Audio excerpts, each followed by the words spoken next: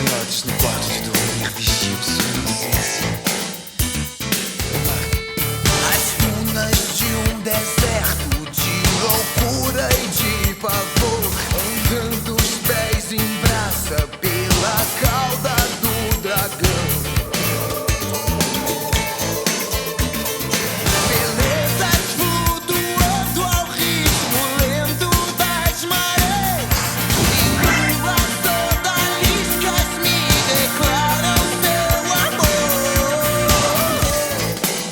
Coiotes no quarto de dormir vigiam sua inocência. Sua inocência é minha.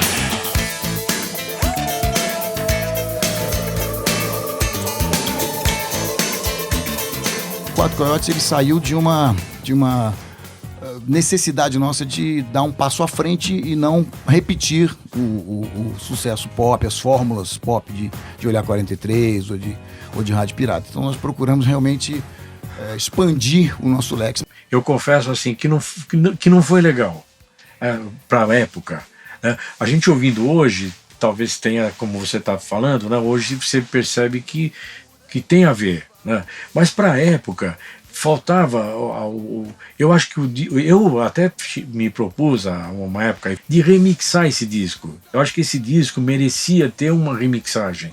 Foi um equívoco. Eu acho que se a gente tivesse tido feito uma mixagem pensando no nosso mercado, não simplesmente com a voz mais alta, mas tinha algumas coisas que poderiam ser remixadas e resgatadas de uma forma que tivesse tirado mais proveito daquelas musicalmente canções, né? Daquelas músicas. Eu ainda fico na minha cabeça isso de um dia poder remixar esse trabalho.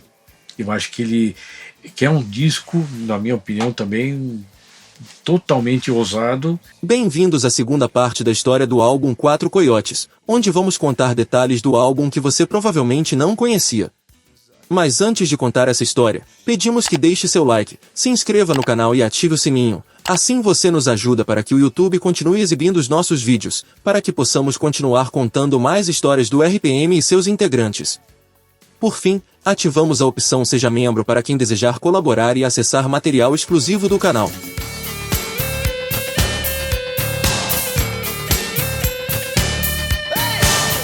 Quatro Coiotes, música que abre o disco e dá nome ao álbum, foi composta durante a turnê de 1986. Não, na verdade, essa letra eu escrevi em Teresina, em 86, durante a nossa turnê pelo Nordeste. Eu tinha me sentido meio mal na noite anterior, sei lá, não estava passando bem aquela coisa do Nordeste, né? Acordei com os fãs gritando pela gente, cantando as músicas e tal.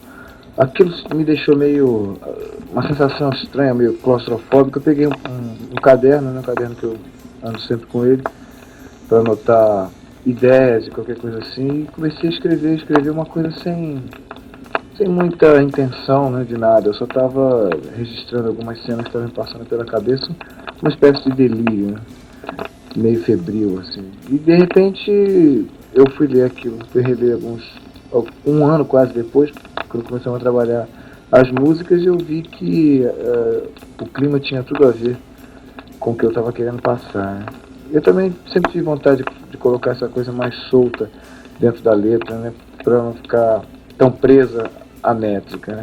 E de repente a gente tinha tudo na mão, o tema e o clima exato para isso. E os coiotes, eles não são provavelmente nós, né? Eles entram mais como um dos símbolos da música, né? Como um dos elementos que compõem a canção, né?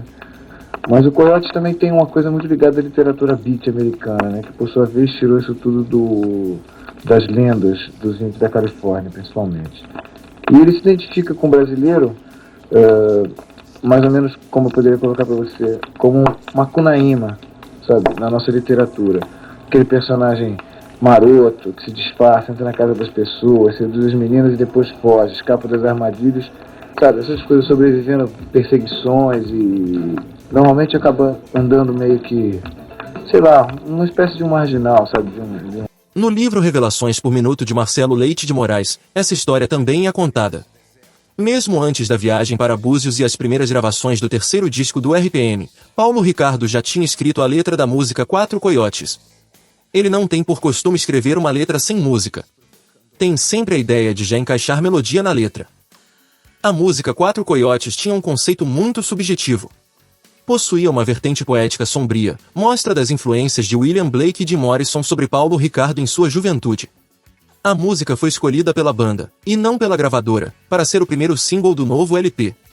Nós fomos muito arrogantes, prepotentes e impusemos à gravadora que Quatro Coiotes fosse a música de trabalho, confessa Paulo Ricardo. Luiz Schiavon queria que a música de trabalho para o lançamento do disco fosse Partners, mas a escolhida foi Quatro Coiotes. A intenção do RPM era ter um prazer pessoal de poder colocar nas ondas do rádio uma música absolutamente delirante, sem nenhuma classificação possível. A canção é um rap meio sinistro, com um refrão de música árabe. Realmente uma viagem. A voz de Paulo Ricardo estava atrás de todos os instrumentos, dificultando o entendimento da fala do cantor. Para o lançamento do primeiro single foi realizada uma forte campanha de expectativa em São Paulo, onde a gravadora se encarregou de colar nos muros da cidade cartazes com a imagem dos Quatro Coiotes e a legenda Os Quatro Coiotes vêm aí. Algumas notas nos jornais da época falam disso. Desde o começo da semana a faixa título do disco, um funk falado e pesado toca em todas as rádios do Brasil. Em São Paulo, a média de execuções chega a 50 vezes por dia. A gravadora espalhou nos muros cartazes com os dizeres Os Quatro Coiotes vêm aí e a imagem de 4 silhuetas caninas no alto de uma duna. Como parte da divulgação, o single promocional da música foi entregue em diversas rádios do país. Aqui no canal temos um daqueles álbuns com single, no nosso caso ele é autografado pelos integrantes do RPM.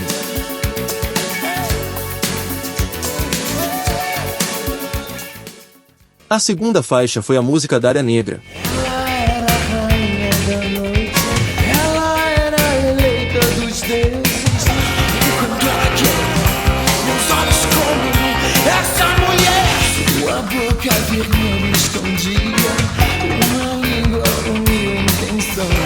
Enquanto eu penso em Humphrey Bogart, enquanto essa mulher.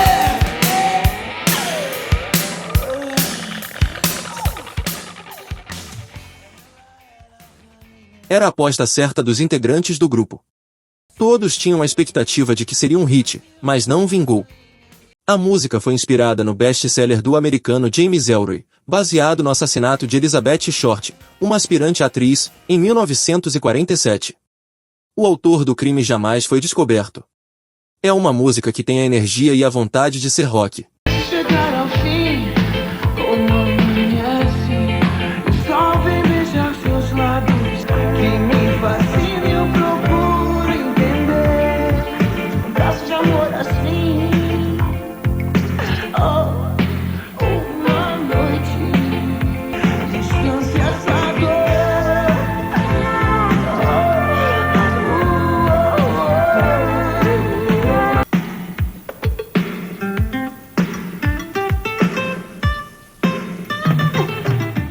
Um Caso de Amor Assim é uma das baladas do álbum.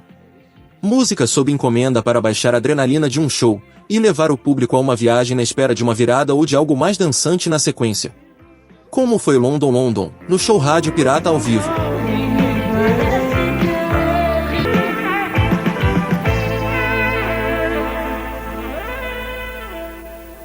Ponto de Fuga é uma das canções que também se aproxima de revoluções por minuto. Tem a participação de Pericles Cavalcante na letra e traz versos fáceis e simples demais. A melodia também é simples, com soluções rápidas.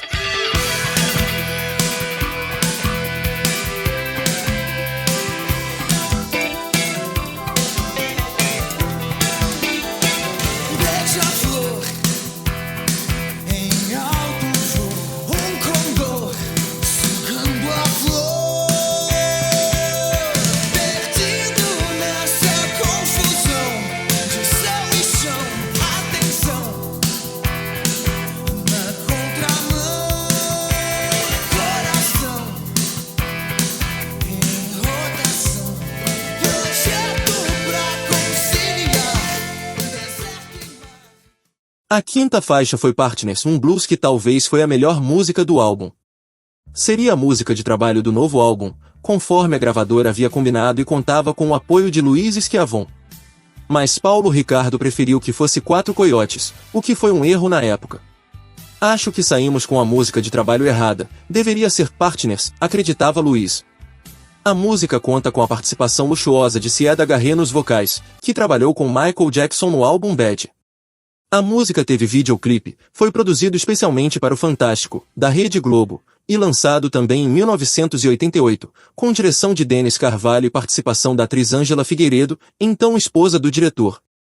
O clipe, gravado no Hotel Copacabana Palace, Rio de Janeiro, trazia a banda acompanhada de muitos instrumentistas, metais, e Paulo Ricardo tocando um enorme violoncelo.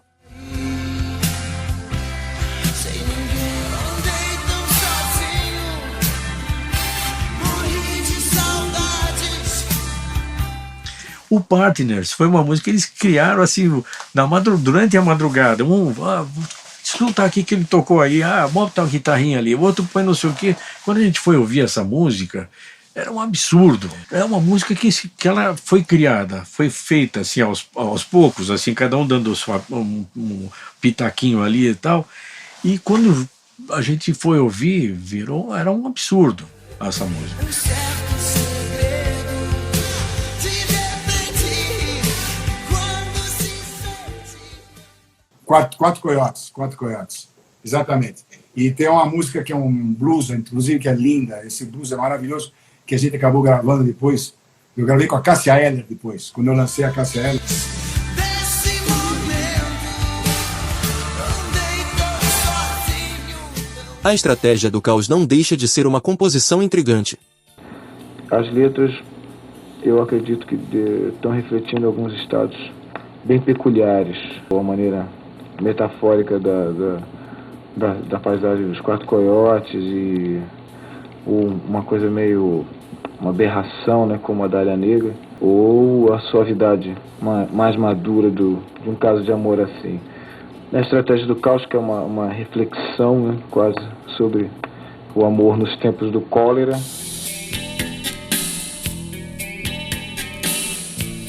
A superfície aparente do olhar esconde um mar de lágrimas e histórias, antecipando a estratégia do caos.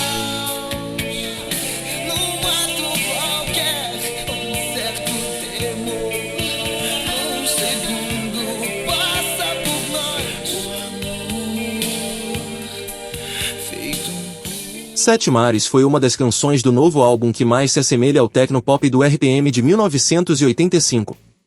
Contudo, a letra apresenta situações vagas e por vezes sem muito sentido e de difícil entendimento. Mas a canção funciona musicalmente.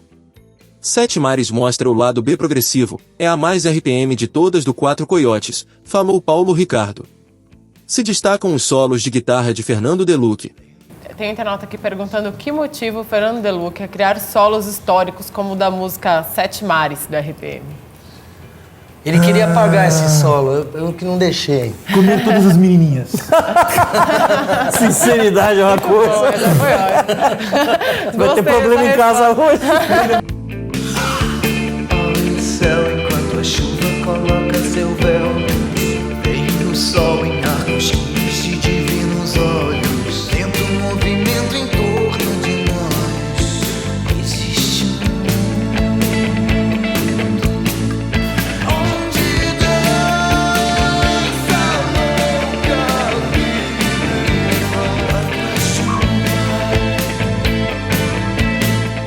Agora, nesse disco, por cada um ter já trabalhado uma série de músicas anteriormente, a gente já eventualmente pintava com um arranjo mais ou menos encaminhado, né? Então, por exemplo, naquela música do Bezerro, o arranjo é praticamente do PA, e no Quarto Poder o Luiz já tinha mais ou menos transado as coisas. Carrinhos nas escadas, coraçados por Pequim. Mundo em sua casa, bombas nos jardins.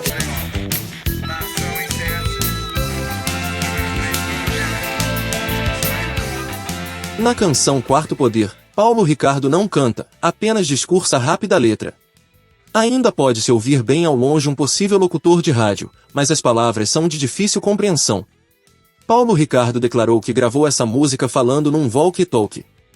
A música é pautada pela guitarra de Fernando Delucque. Muitos sons confusos são apresentados ao fundo, dão a impressão de ser máquinas de escrever, telégrafos, sintonia de faixas de rádio, e a letra é curta e direta.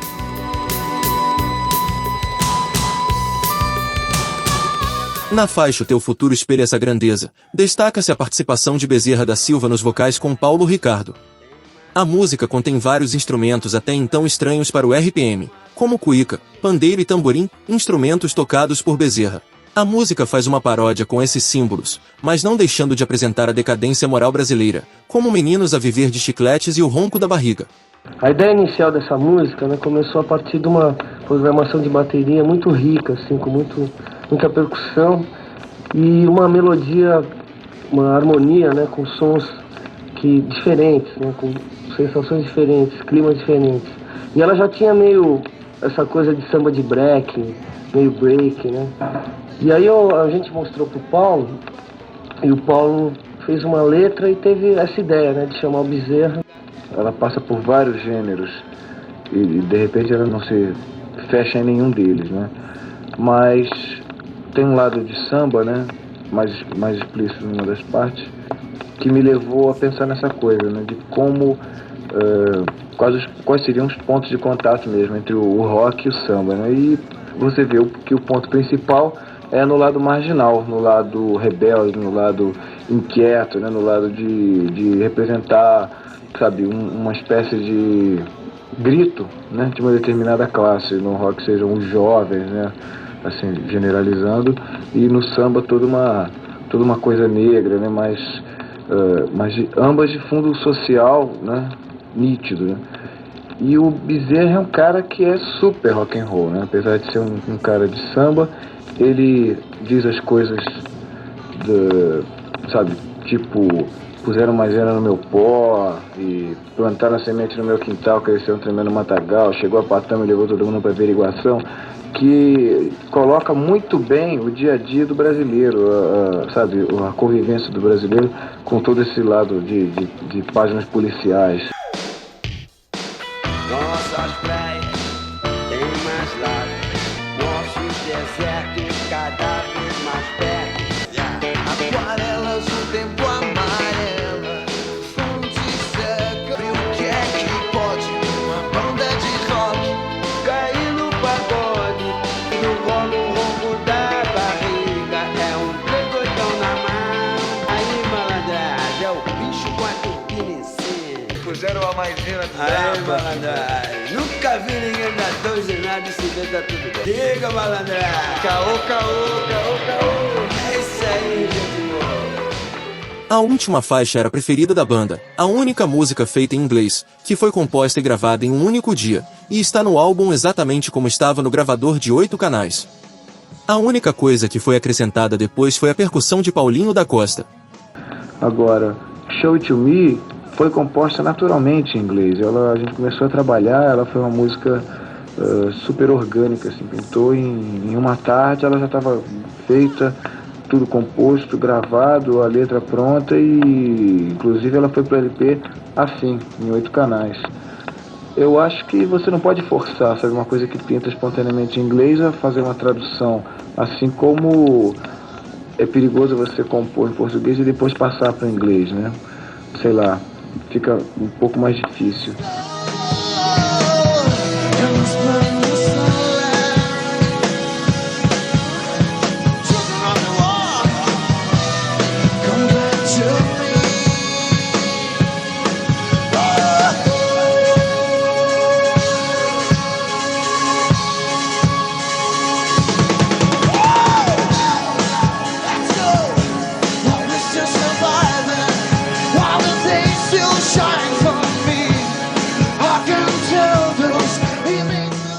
A princípio seria uma das músicas de trabalho com videoclipe, e marcaria a primeira música a ser lançada no mercado americano.